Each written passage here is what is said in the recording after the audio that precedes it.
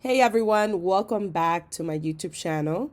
In today's video, we are actually doing an Etsy shop critique. These are one of the menus that I do every single month. So if you are interested in winning an Etsy critique, make sure that you sign up using the link below. So if this is also your first time visiting my YouTube channel and you want to learn how to grow an impactful online business, don't forget to subscribe today. Don't forget to show me some love by liking this video and leaving a comment below. So let's go ahead and get started. So I'm doing an audit on the store called Noble Shirt Company. The store owner is David, so thank you, David, for reaching out to get a critique. What I normally do on a critique is that I talk about product photography, I talk about the listing description, on page SEO factors, off page SEO factors, branding, and much more. And I kind of break it down in sections so it could be easy for everyone to follow through. The listing that I'm doing an audit on is this particular one here. So the first thing I want to talk about is product photography. I mean, I know you guys know this. I always talk about this in the previous critiques, and it really doesn't change. Product photography is really important when you sell on an e-commerce platform like Etsy. The main reason is because that's the first impression a customer has on your products or services.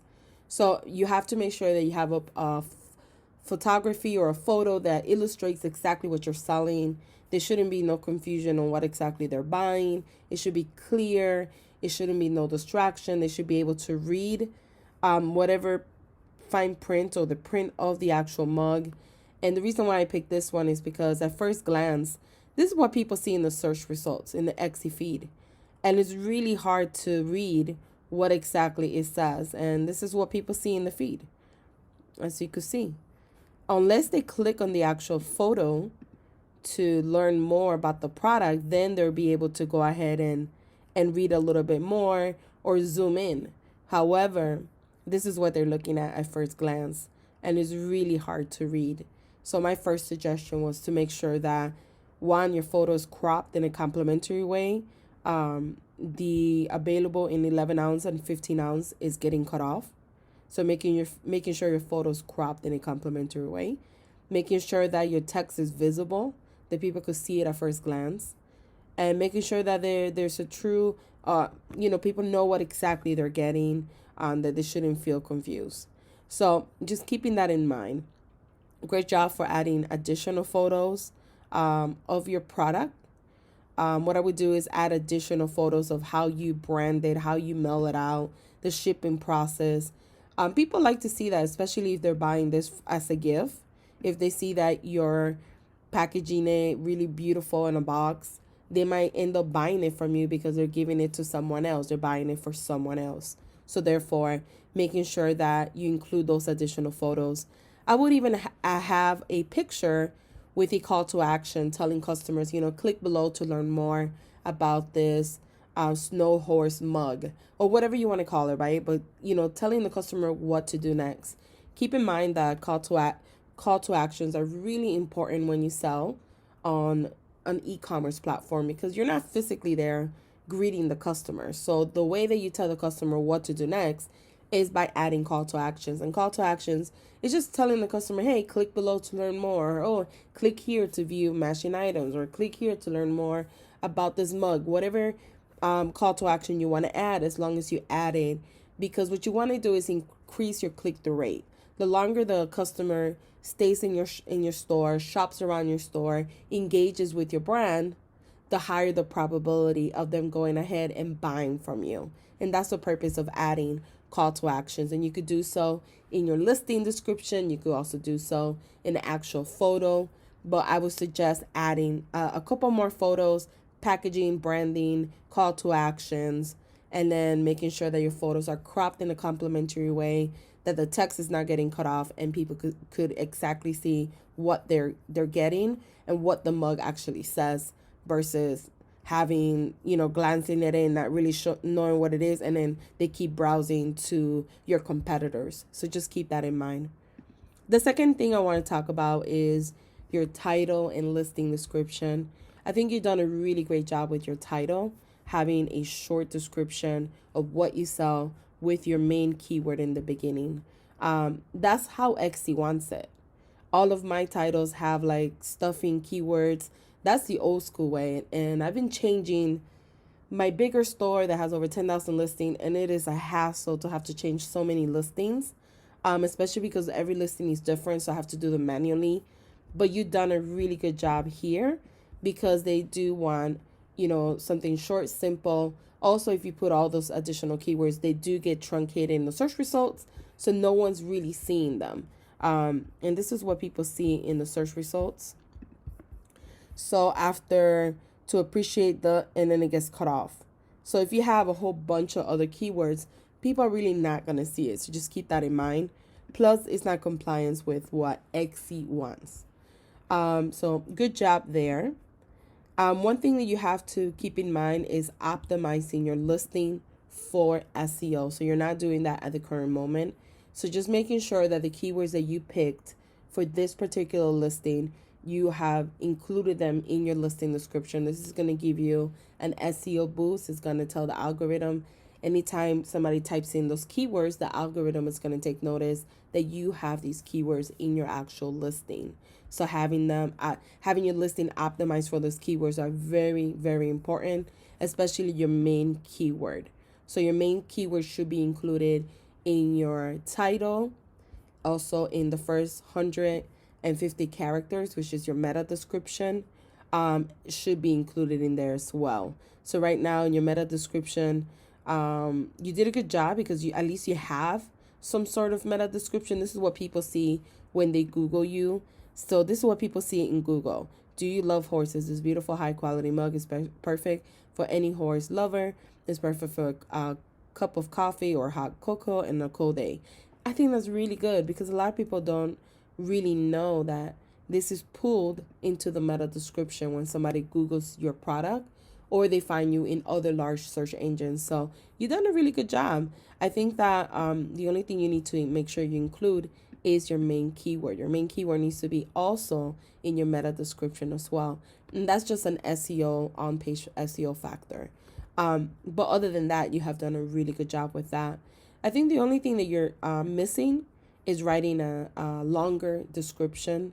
You want to make sure that your listing description includes everything and anything the customer should know about this particular product. Plus, you want to include like how to order, how to get started, shipping policy, return policy, how long would it take for them to receive it. Why? Because even though there's a section, the frequently asked questions section, there's a policy section, you have to always think about when the customer first visit your store. A lot of people don't know how to navigate Etsy or how to go to your main shop and kind of read all the rules. So you just want to be transparent. And if you have it here and it's easy for the customer to find versus them having to like dig for it and try to find it, the easier you make it for the customer, the more ease and the more they'll go ahead and say, oh, you know what, let me just go get it. So that would just be my suggestion. I know it has it here based on the customer's information when they're logged in. I personally would put it in here. I would say, how to order, what's included, and then you have this information here. Returns and policy, shipping policy, etc., etc. And just make sure you have as much information as you could provide for the customer to find in one specific spot versus them having to browse around your whole entire store. And don't forget to optimize your listing for SEO because currently it's not optimized for SEO. Another thing I noticed, I talk about this a lot in my YouTube channel, is the grading system. Keep in mind, the grading system that you get from XErank or if you get for eRank or if you get from Marmalade, it's just basically a guideline of things that you should do. If you add a specific amount of photos, check mark. If you add a title, check mark. If you add a listing description, check mark. If you added all 13 tags, check mark. The more of those things you do, the higher the grade. That doesn't necessarily mean that you're doing SEO correctly or that you're optimizing your store correctly for SEO. It's just a checklist of things. And if you don't do all those things or you lack, like let's say you only put 3 tags, the grade will go down to like a B or C. But doesn't mean that you did everything correctly. And this is a very misconception that a lot of people I see, they say, well, I have a grading system of an A, I just don't understand why I'm not driving traffic. Keep that in mind. I'm not saying that you're doing this or not, David. I'm just pointing it out because you have an A here. But when I look at your tags, majority of these tags are not driving you any type of traffic. And that's the reason why I wanted to point it out. Keep in mind that when you use eRank or you use Marmalade, depending on which software you're using, or if you're not, I recommend using one of the two. You want to make sure that you find keywords that have a high monthly search volume with as low as competition as possible. The average search volume should be higher than your competition. And looking at these, like, the reason why it says 0 right there and 0 right there is because these keywords not too many people are looking for on Etsy, unfortunately. Many people are using it, right? But what we focus on is what are people searching for? And people are not searching for these keywords at the current moment. Now, this could fluctuate depending if you are in a seasonal market. Sometimes, some people have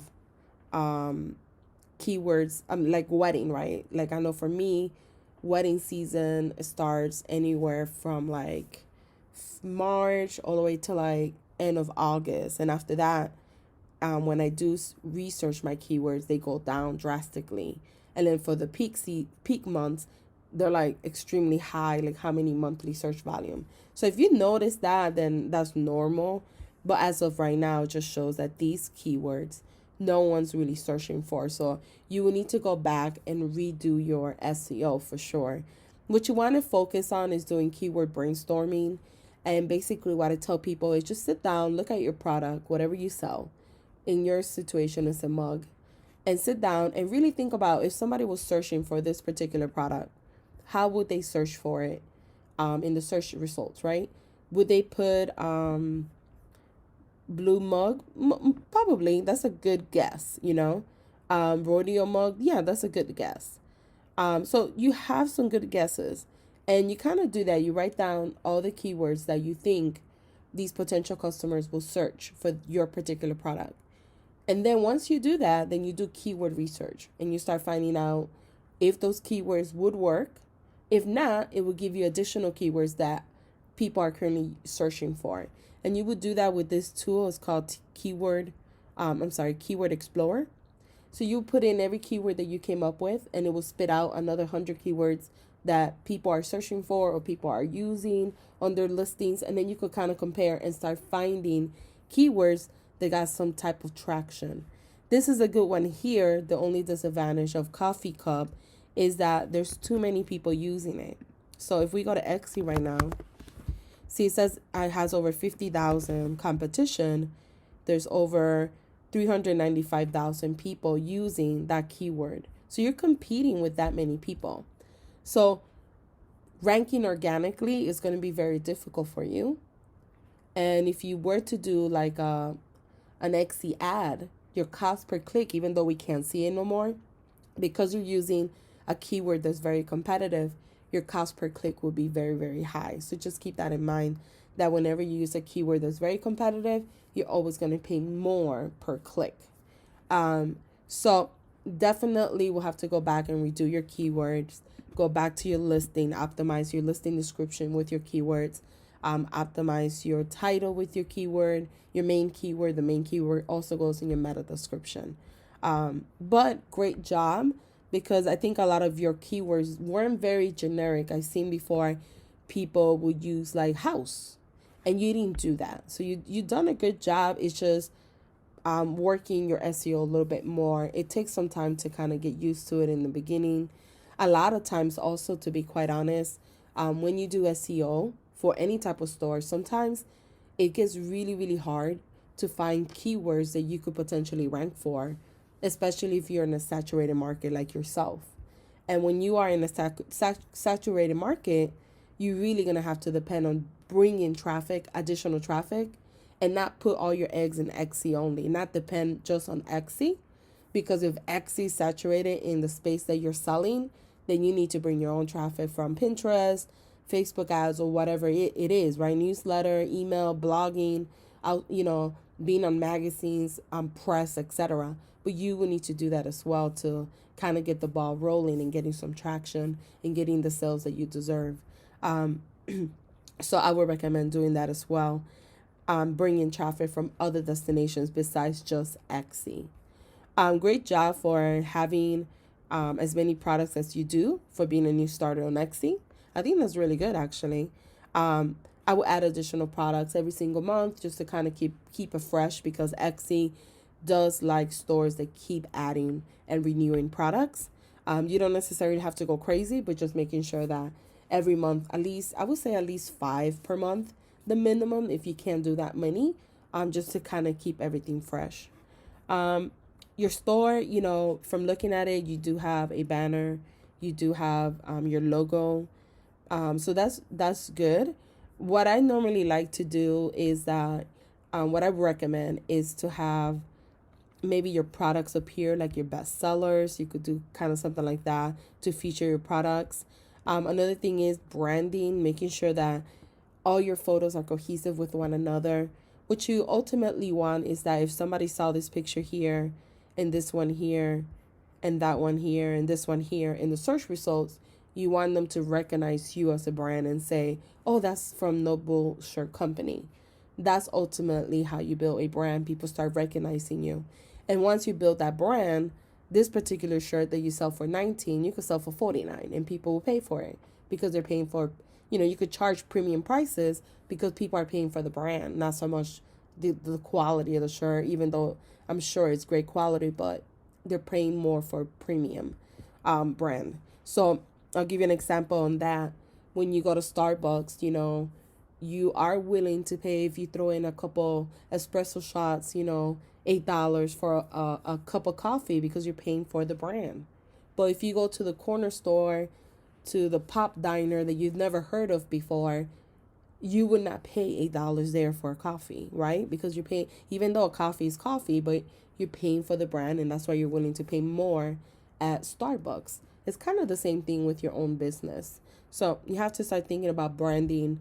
I will Google branding 101, or you could go to Pinterest. They have many, many blog articles on it. And having maybe a company, if you're not, if that's not your skill, it's not my skill either. If it's not your skill, maybe hiring somebody that could put a branding package for your business. And it's all like the colors, the banner, your logo. And when you brand your company, you will stand out from your competitors, and you will be unique, and you will be very different to everyone else that sells t-shirts and mugs and pillows and etc. So just keep that in mind.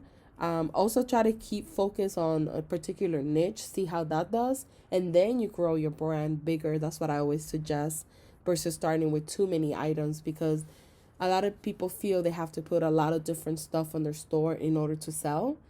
But what that does is it is harder to find your target audience now, because now you got like 5 different target audience. So making sure that you understand who is your ideal customer, create a certain amount of products, and then work yourself from there and kind of grow from there. But other than that, I think that you're doing a really good job. You have great reviews, so that's good.